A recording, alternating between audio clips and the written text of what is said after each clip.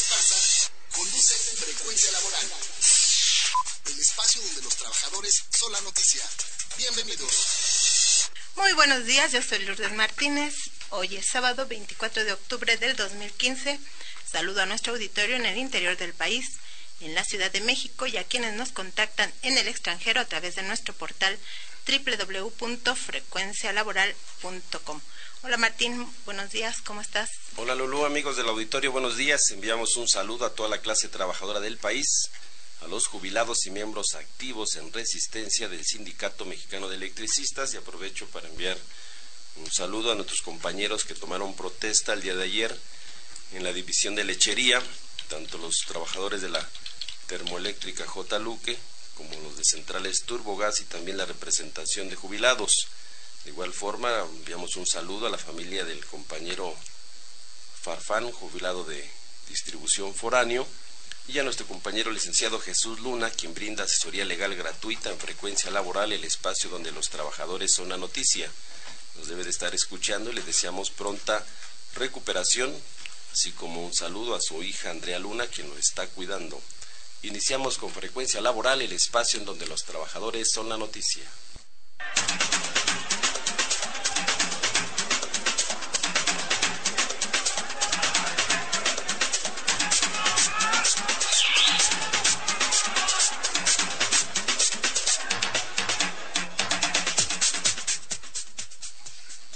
Trabajadores, sindicatos y estudiosos de la salud para el trabajo acordaron impulsar una reforma al Código Penal Federal para que se tipifique el delito de negligencia criminal, que se aplicaría a todos los patrones, supervisores o autoridades que ocasionen daños a la salud de las y los trabajadores o hasta les ocasionan la muerte por falta de medicinas de previsión social y de salud e higiene en el trabajo. El miércoles 21 de octubre de este año se realizó el primer Foro Nacional en Defensa de la Salud de las y los Trabajadores, en donde Rafael Ramírez Grijalva, su cargo es de prosecretario del Servicio Médico del Sindicato Mexicano de Electricistas, quien habló sobre el riesgo eléctrico que se cataloga en el contrato colectivo de trabajo del ESME, luego de intensos estudios en los que se demostró que el contacto permanente con línea viva o energizada con alta tensión se puede perder desde un dedo hasta la vida. Sin embargo, actualmente las outsourcing que contrata Comisión Federal de Electricidad provocan muertes y lesiones por negligencia criminal. El primer error que podemos ver es que el compañero trae una gorra, no trae un casco de seguridad, trae tenis, no trae zapatos de trabajo, aquellos que eran dieléctricos. Segundo, el equipo jamás le avisa al operador que tiene que desenergizar la línea de trabajo, por lo tanto se están arriesgando 4 personas. Es decir, unas omisiones tan graves que finalmente se pueden determinar y llamarlo crímenes industriales, porque están arriesgando a la gente jugando por la necesidad en el famoso outsourcing, que es a donde no tenemos ninguna garantía de un respaldo de un contrato colectivo.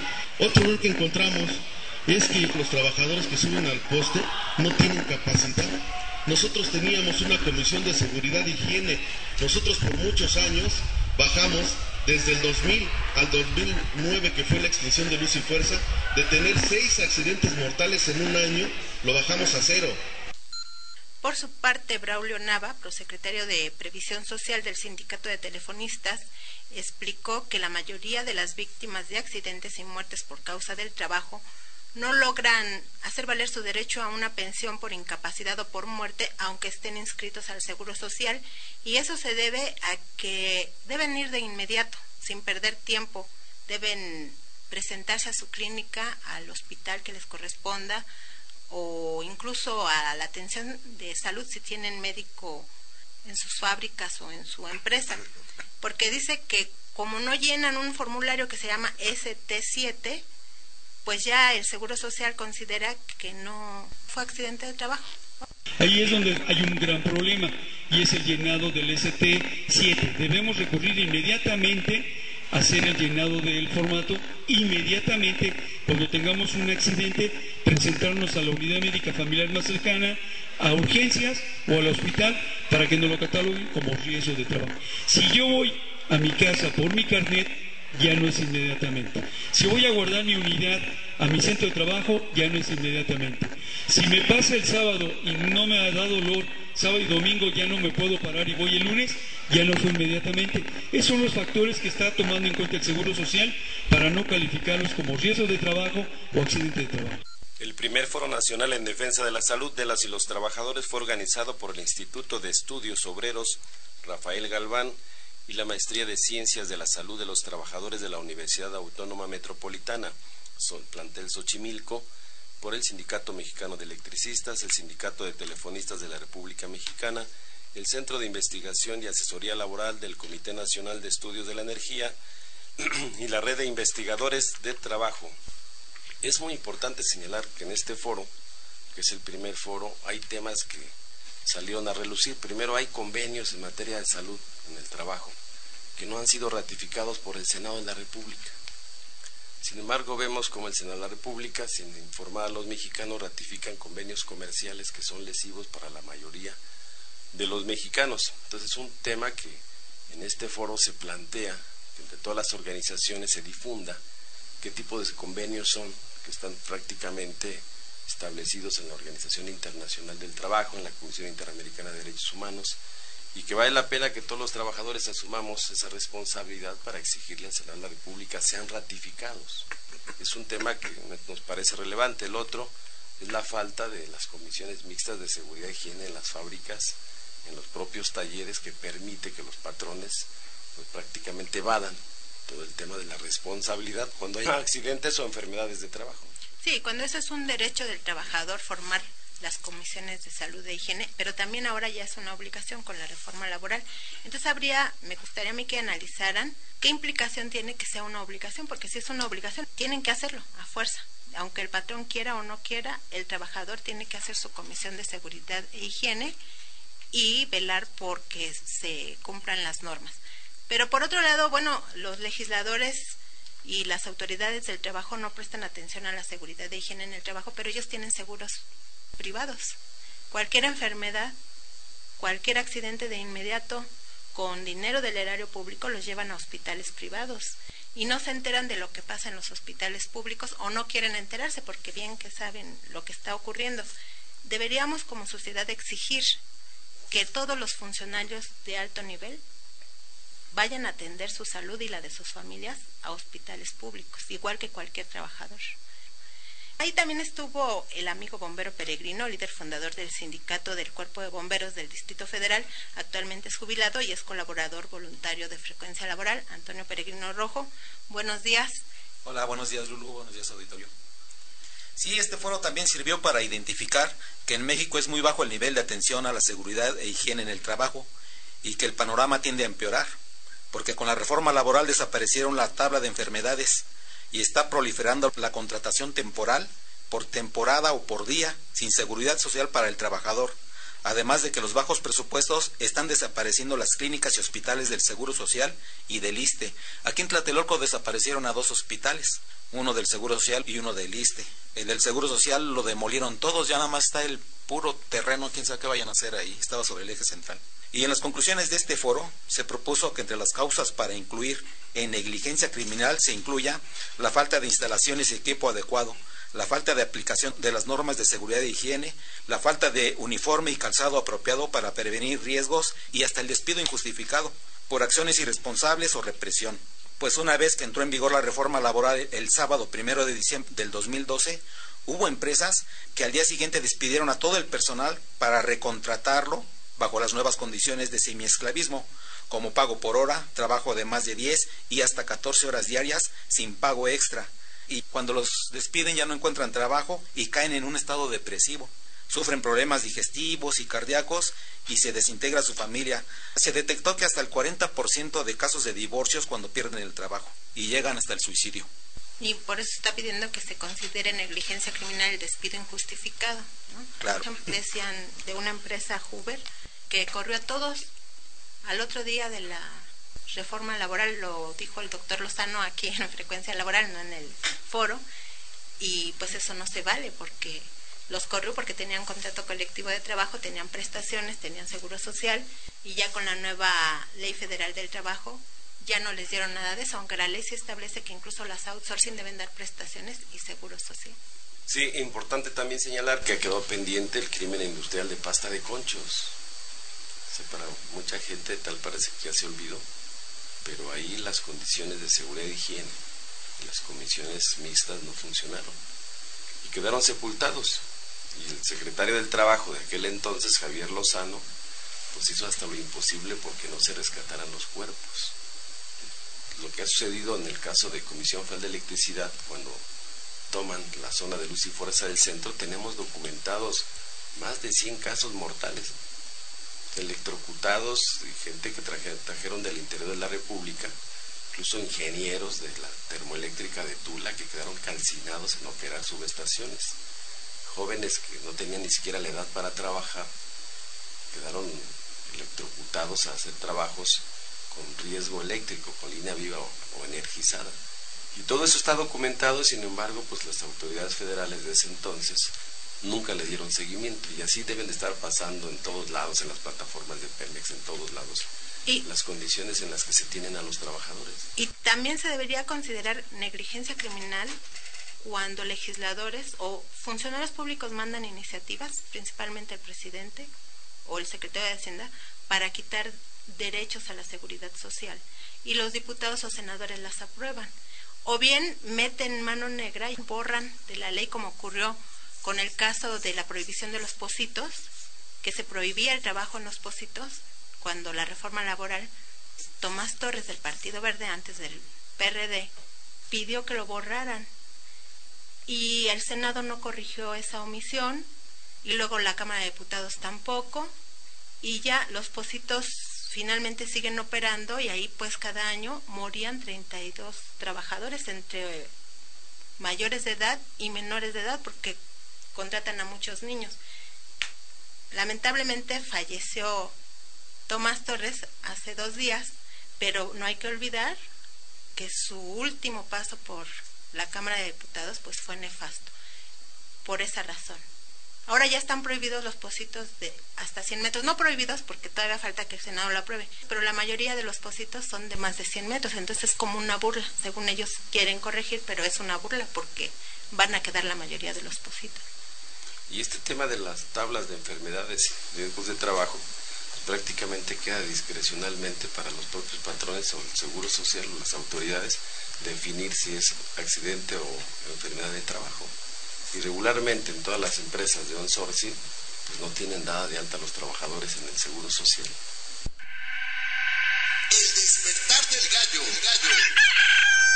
Bien, la pregunta del despertar del gallo el día de hoy es: de acuerdo a la Ley Federal del Trabajo, los asalariados que manejan polvos minerales, vegetales o animales en su trabajo cotidiano, ¿qué enfermedad ocular pueden desarrollar? Pues te la damos de una vez. De acuerdo a la tabla de enfermedades de trabajo, que se deriva del artículo 513 de la Ley Federal del Trabajo, señala que en su punto 66 que los canteros, yeseros, mineros, alfareros, esmiladores, afiladores, pulidores, cementeros, carboneros, fabricantes de objetos de aluminio y cobre, manipuladores de mercurio, panaderos, laneros, colchoneros, peleteros y otros pueden desarrollar una enfermedad ocular que se llama blefaraconosis por el contacto con polvos minerales, vegetales o animales. Pues bueno, nosotros seguimos recordándole que cumplimos 10 años y con ese motivo vamos a presentar un libro sobre los 10 años de frecuencia laboral, que es una historia de lo que ha pasado en México en esos 10 años, la visión de los trabajadores, digámoslo así, y lo vamos a presentar el 20 de noviembre, el día de la Revolución, al mediodía, en el Sindicato Mexicano de Electricistas, que es Insurgentes número 98, en el auditorio principal. Sí, están invitados, la entrada es gratuita.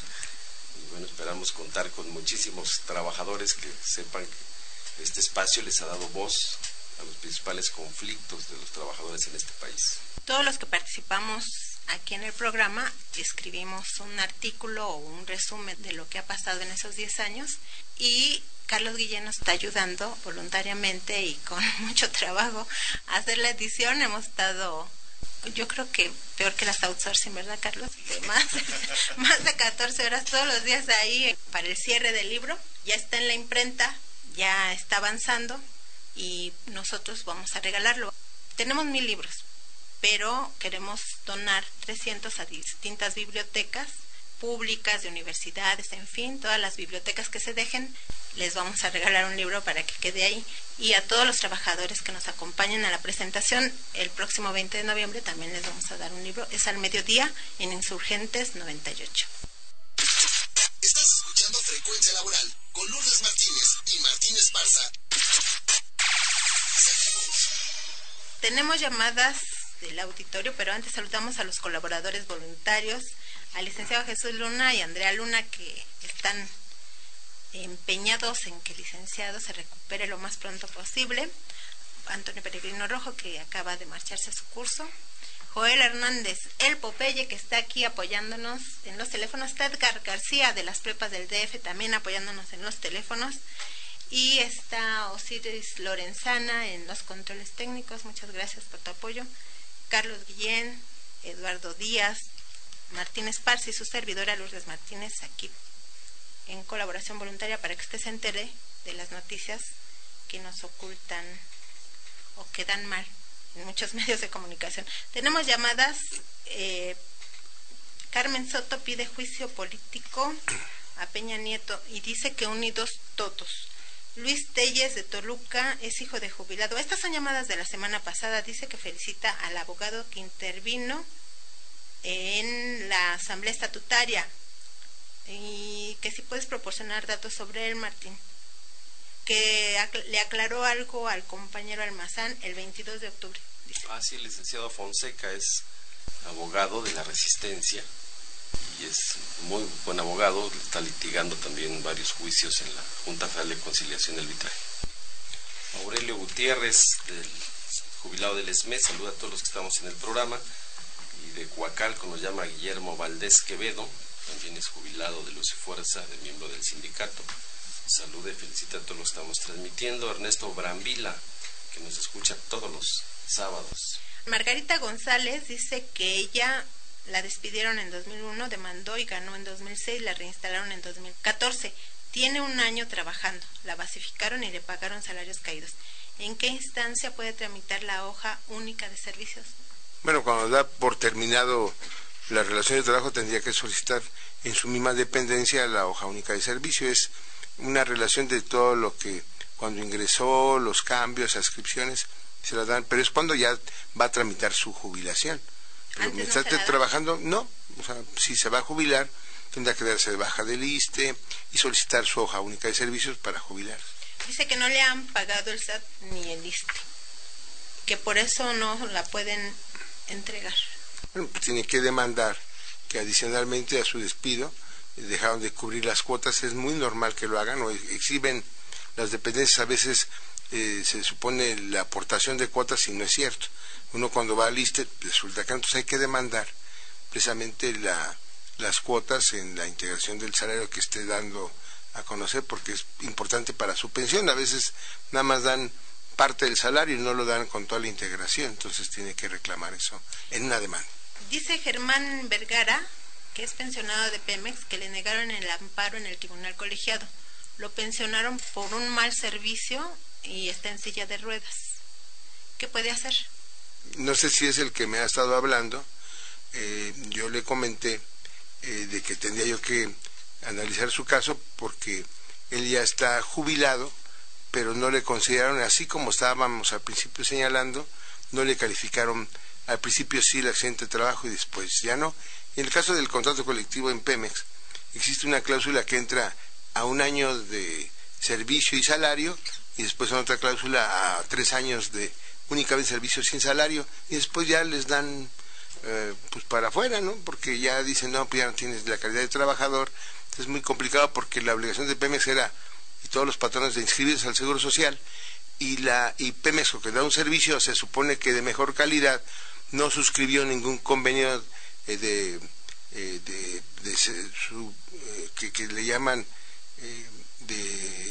que ellos dan el servicio médico pero con un convenio con el Seguro Social y no lo tiene de subrogación de servicio, no lo tienen eso Pemex. Le queremos aclarar al auditorio que Eduardo Díaz Reguera nos está haciendo favor de dar asesoría legal gratuita aquí en Frecuencia Laboral. También recibe correos, recibe llamadas, asesoría legal gratuita, pero ya si quieren que lleve su caso, pues ya es un convenio entre el despacho de abogados y la persona que desee que le lleven su caso. Es un convenio en el que nosotros ya no intervenimos, es entre las dos partes, ¿verdad?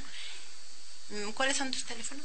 Bueno, los teléfonos son de la oficina 55 10 49 71 y estamos en Isabela Católica 45, despacho 508. Y decimos que en el convenio lo más importante, y decimos que somos el despacho más caro, porque lo que pedimos es el compromiso. Si no hay compromiso, no construyes nada. Está Edgar García y el Popeye contestando los llamados que usted realiza. Y bueno, tenemos un invitado porque vamos a hablar de la Ley de Transparencia y Acceso a la Información que entró en vigor el 5 de mayo del 2015. Obliga a las autoridades laborales y a los sindicatos a publicar un portal de Internet en donde deben dar a conocer las contrataciones de personal de base, de confianza y de honorarios, salarios que perciben, prestaciones a las que tienen derecho, viáticos, estímulos y compensaciones y muchas otras cosas más. Y para hablarnos de esto nos acompaña en el estudio de transmisión. Soy Rodrigo Coronel, soy periodista, político e interesado en el tema de la transparencia porque me parece muy importante y sobre todo muy novedoso, porque como sabemos y como bien apuntas, a partir de el 5 de mayo de 2015 entró en vigor la Ley General de Transparencia. Bienvenido al Ring Laboral.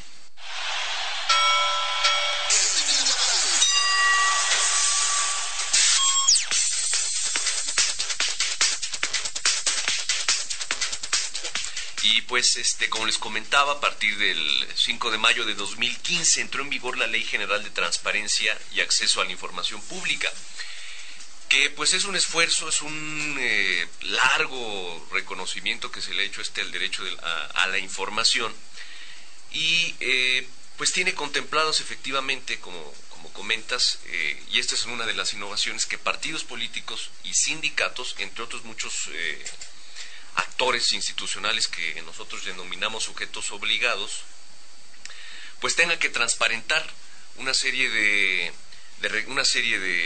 supuestos, una serie de documentos, en fin. Lo novedoso de esta ley es la orientación que tiene. Hay una cosa, y los abogados aquí que están presentes nos pueden iluminar más al respecto, algo que se llama principio pro persona. Toda la ley General de Transparencia, las resoluciones que tomen los jueces y las resoluciones que tome al respecto el Consejo General del INAI, que es el órgano encargado de velar por el tema de la transparencia en el Estado mexicano, pues tendrán que sujetarse a este principio, que es más que nada siempre beneficiar y velar por el derecho a la información, para el derecho a los ciudadanos para solicitar información. En el tema de sindicatos en particular, en el tema de transparencia estamos muy atrasados. Esto responde a múltiples factores. Uno de ellos pues es aún no están, como estamos todavía en un terreno de transitoriedad de la ley, todavía no están claros los lineamientos que los comisionados del INAI tienen que publicar. Ya se está trabajando sobre un documento. Al parecer este lineamiento en particular de los sindicatos saldrá para noviembre, y entonces ya no habrá marcha atrás. Ya los sindicatos tendrán que transparentar, tendrán que tener este portal que, como bien comentas, que ya lo tenían que haber hecho anteriormente, ¿no? Pues los sindicatos todavía estamos todavía se está revisando cuáles van a ser los criterios para que cada sindicato tenga una unidad de transparencia y un comité de transparencia. Dependerá, los criterios pueden ser muchos, pueden ser el tamaño del sindicato, pueden ser la cantidad de recursos que recibe, etcétera. Todavía se está revisando eso por parte del Instituto Nacional de Transparencia. A partir de ello, pues podremos saber si los sindicatos tendrán unidades de transparencia y comités de transparencia.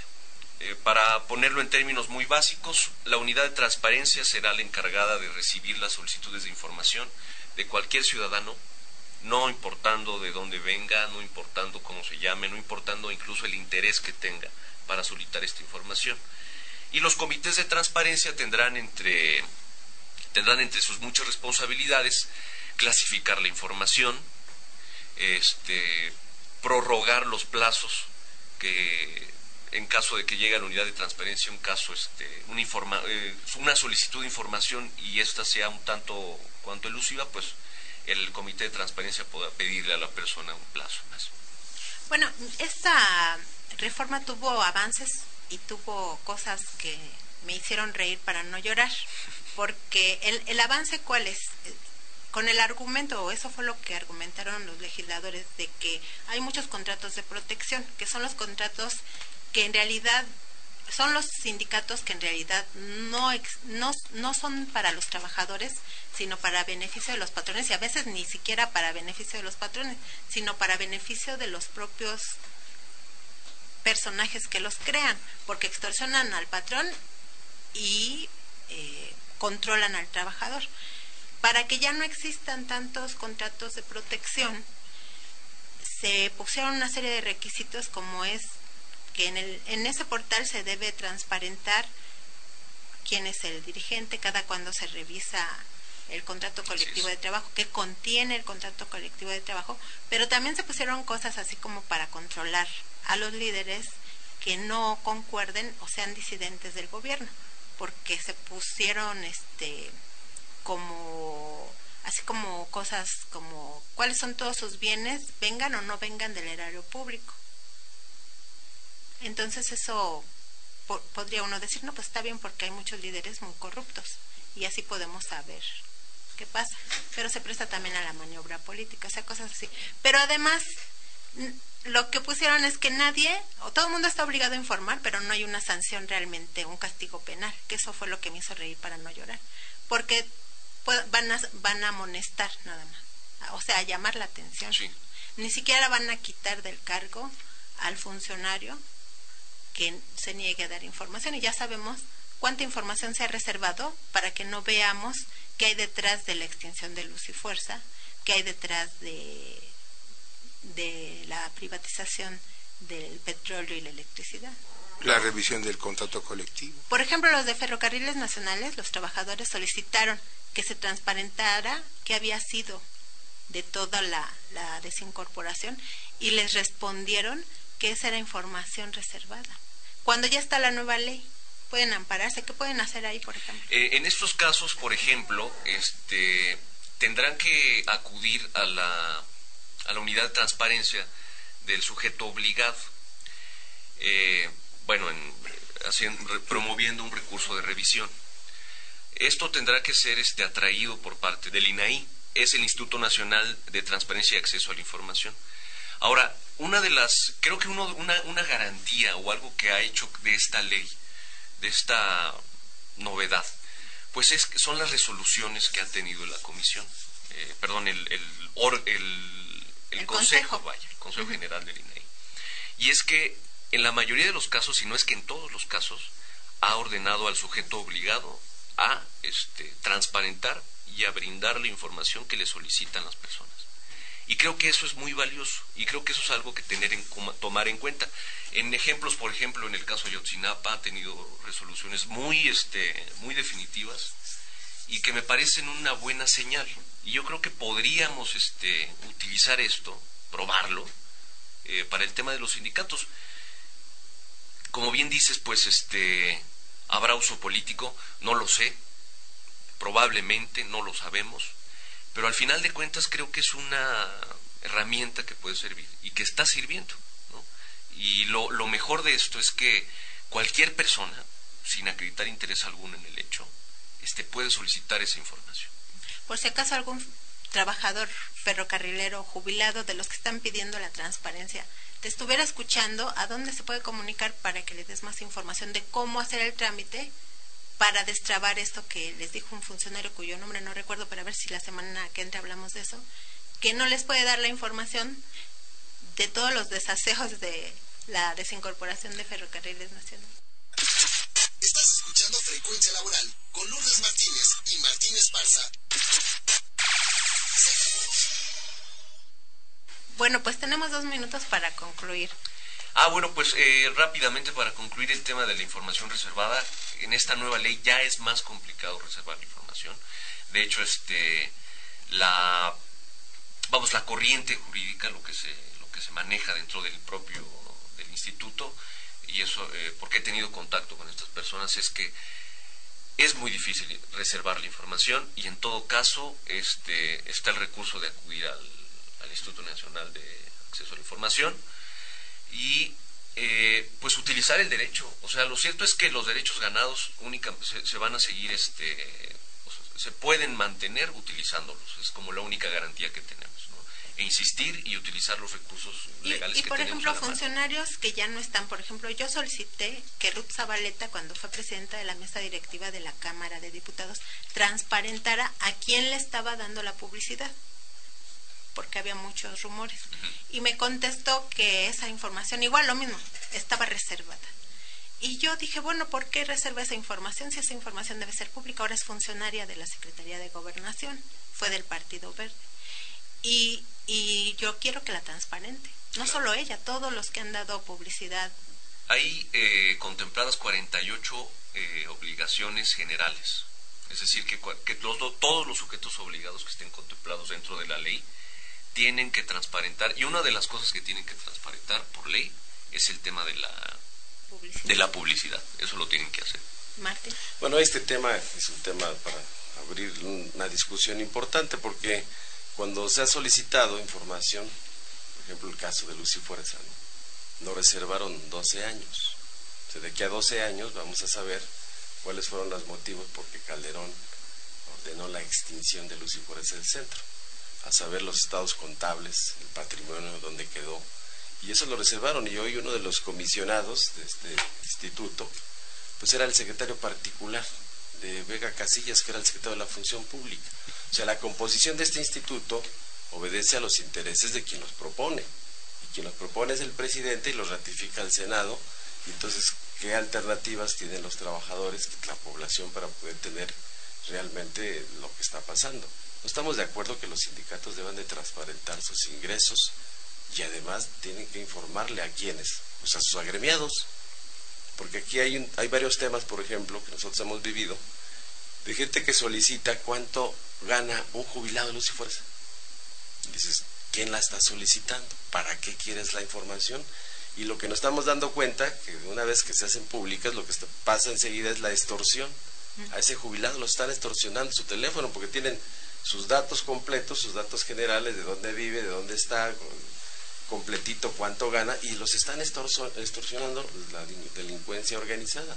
Y pasó incluso con los que se liquidaron el proceso Luz y Fuerza. Se liquidaron y enseguida hasta los secuestraron o los extorsionaron y les bajaron su lana de sus liquidaciones. Y entonces este instituto dices, ¿para qué sirve? En el caso de eso nos hemos amparado. ¿Quién está pidiendo cuánto es lo que gana un jubilado? ¿Para qué quieren la información? Y cuando pedimos eso, a ver, llama a traer al que está pidiendo la información para ver quién es y para qué requiere la información, resulta que no existe. Los datos, incluso los hemos ido a los propios tribunales, tenemos demandado hasta penalmente a estos del IFAI, que son los que, a ver, no tienen facultades para eso. No, para dar los datos personales. No tienen para esas facultades, y incluso con resoluciones de un juez que dice no pueden hacer pública lo que gana o lo que percibe un jubilado. Pero lo están pidiendo, por eso digo hay que revisar, porque en la ley sí lo piden, que se publique incluso en el portal. Sí, nada más con la salvedad de que manejando versiones públicas, es decir que ciertos datos, por ejemplo la dirección, el RFC, cosas de esa naturaleza de vital confidencialidad, pues que no sean públicas, por un tema elemental de seguridad, efectivamente. Sí. Y eso es algo que ya contempla esta nueva ley. Ahora, en el tema de qué va a pasar con esto de los documentos reservados, todavía no está todo dicho. Con esta nueva ley, la reserva va a ser hasta por 5 años, por causales muy específicas. Entonces, ¿qué va a pasar, por ejemplo, con esos documentos que están reservados por 12 años? Hay un principio jurídico que dice que la retroactividad de la ley no aplica en prejuicio de la persona, ¿no? Entonces yo creo que hay una oportunidad, al menos hay una ventana de oportunidad para saber qué pasó, por ejemplo, con esto.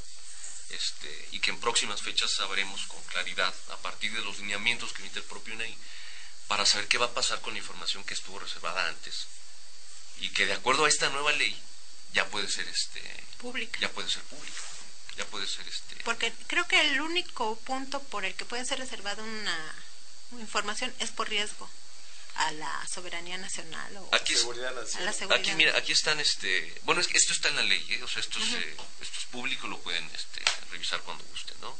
Dice, los documentos, artículo 101, capítulo 1 de las disposiciones generales de la clasificación y desclasificación de la información, ¿no?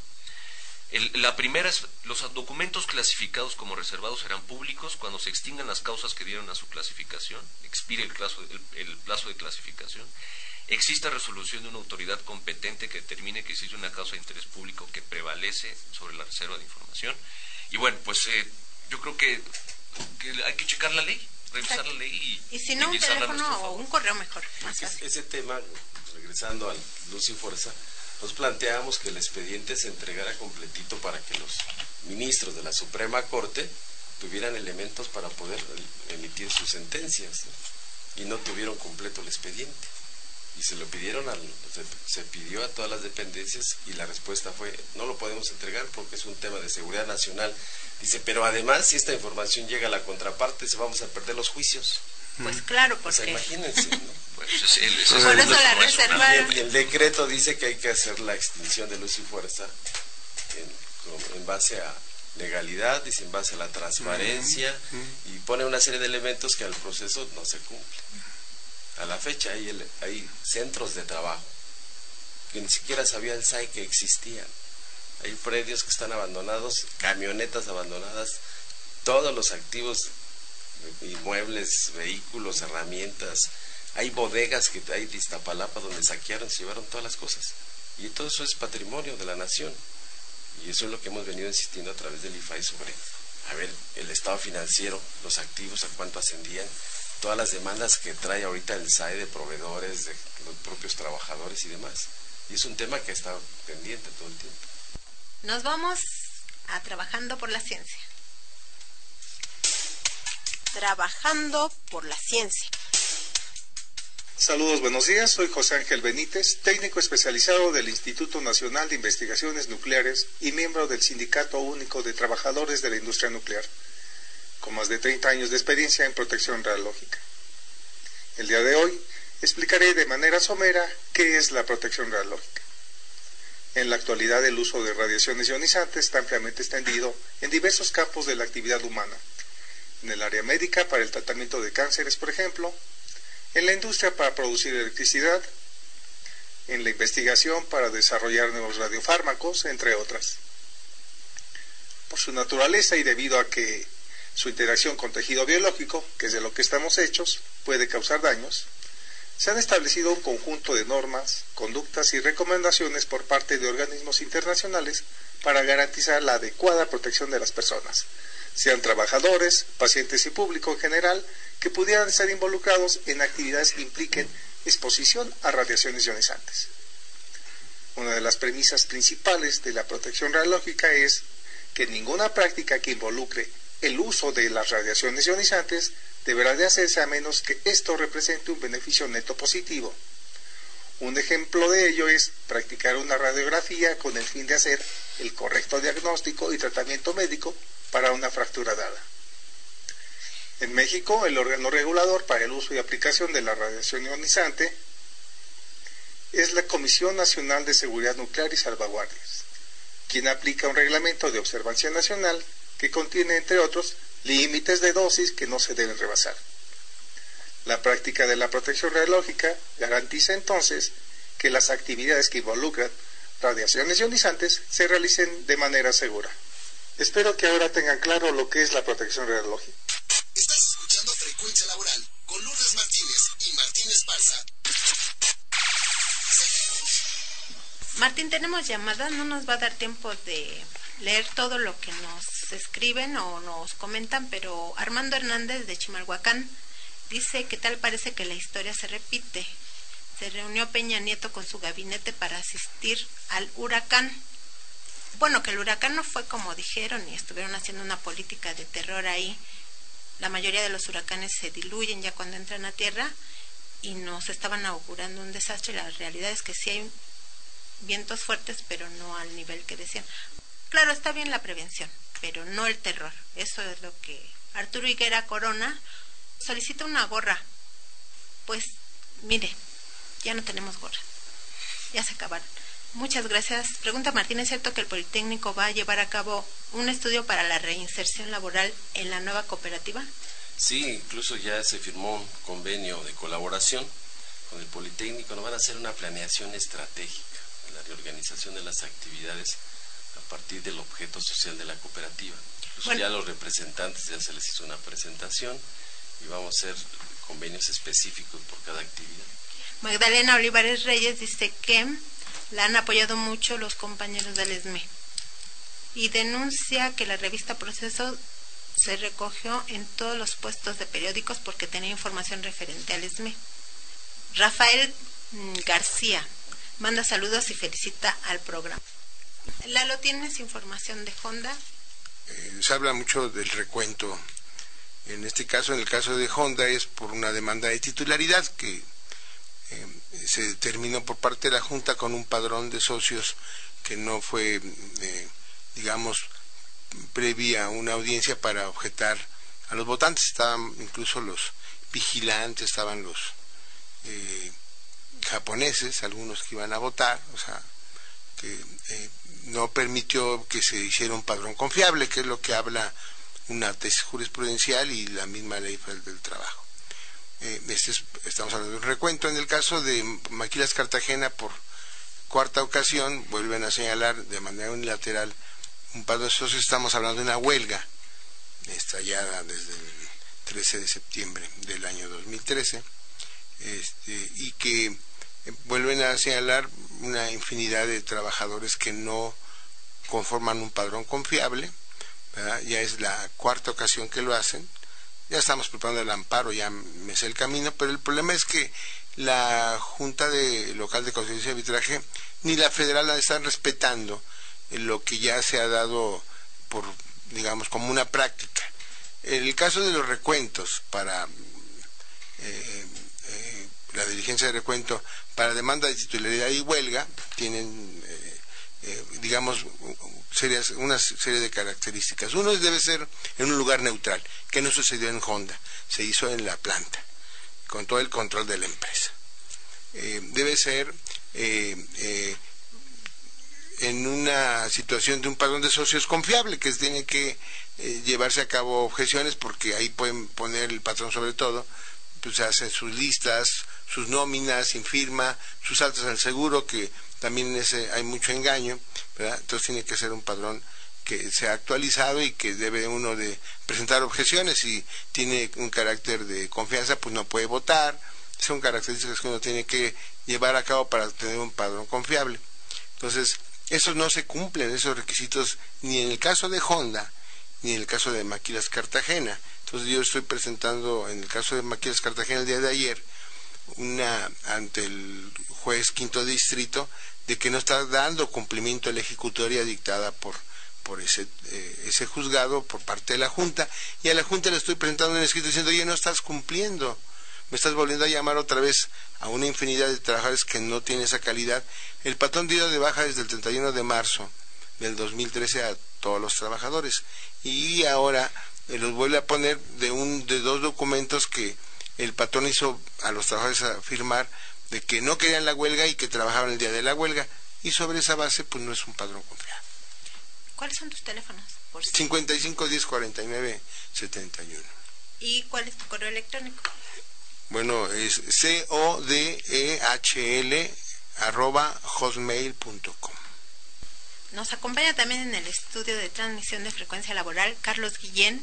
Él es secretario del Exterior del Sindicato Único de Trabajadores de la Industria Nuclear y también tiene una representación en una organización de trabajadores de la cultura, de la ciencia, de la educación, de las universidades, y nos estuvo presente en una reunión que hubo en la Cámara de Diputados sobre la Secretaría de Cultura que quieren crear y con la que ya anunciaron que va a haber eliminación de plazas porque van a quitar, según ellos, plazas que se duplican. ¿Qué pasó ahí en esa reunión? Bueno, en realidad han sido varias reuniones a lo largo de la semana. Y como sabemos, anunció el día 8 de septiembre la creación de la Secretaría de Cultura. Es un anuncio que no atiende los problemas reales del sector. Simplemente menciono un ejemplo. Hay 8,000 trabajadores académicos en el Instituto Nacional de Antropología e Historia para 120,000 sitios arqueológicos que hay en el país. O sea, no se puede cubrir. Entonces, hay muchos problemas que no se están atendiendo con la creación de una Secretaría de Cultura, que es más bien una medida burocrática. Pero sobre todo el problema es que no se está consultando a los trabajadores, quienes sostienen el trabajo cultural, de historia, etcétera, son los trabajadores del sector y no se les está tomando en cuenta. Precisamente por eso los compañeros tanto del Instituto Nacional de Antropología e Historia, de Bellas Artes, de Radioeducación, de Bibliotecas, etcétera, han desarrollado una serie de movilizaciones y el martes coincidió que se hizo una reunión de sindicatos del sector con varias comisiones de la Cámara de Diputados y planteamos el asunto del presupuesto a estas instituciones, así como problemas con la creación de la Secretaría de Cultura. También los compañeros del sector tuvieron varias reuniones. Como un resultado de esto, el presidente de la Comisión de Cultura, el diputado Taboada, recibió a los compañeros de varias delegaciones y se planteó que se van a abrir foros, se van a hacer análisis, se va a escuchar a los trabajadores. ¿De cuándo a cuándo y en dónde? Y quedaron que en los próximos días ya se va a establecer el calendario. Ahora, me parece que es un avance. Sin embargo, hay que estar muy atentos porque el hecho de que se han escuchado los trabajadores no es ninguna garantía de que vayan a ser tomadas en cuenta sus opiniones. Sin embargo, ya es un avance. De que no se les haya tomado en cuenta en absoluto a ahora que se plantea escucharlos. Incluso este martes se había anunciado en la prensa que ya se iba a aprobar la ley, cuando ni siquiera la Comisión de Cultura la conocía en todos sus términos. Entonces, bueno, es un proceso largo. Me parece que todos los trabajadores mexicanos, no solo los de la cultura, debemos estar atentos a esto. Nos vamos a reír para no llorar. Déjeme reír, ay mamá, para no llorar. ¿Qué va? Déjeme cantar, pa' que la pena no duela tanto. Déjeme reír, ay mamá, para no llorar. ¿Qué va? Déjeme cantar, pa' que la pena no duela tanto. ¿Por qué nos vamos a reír para no llorar? Como dice Rubén Blades en su canción, porque ya hasta los senadores del Partido de la Revolución Democrática reconocen que no va a servir de nada haber quitado de la Constitución, haber reformado 3 artículos para que el salario no sirva como base de multas, recargos y demás, porque habían hecho una gran campaña luego de que Mancera lo propuso, que esto iba a ser la panacea para recuperar el salario mínimo.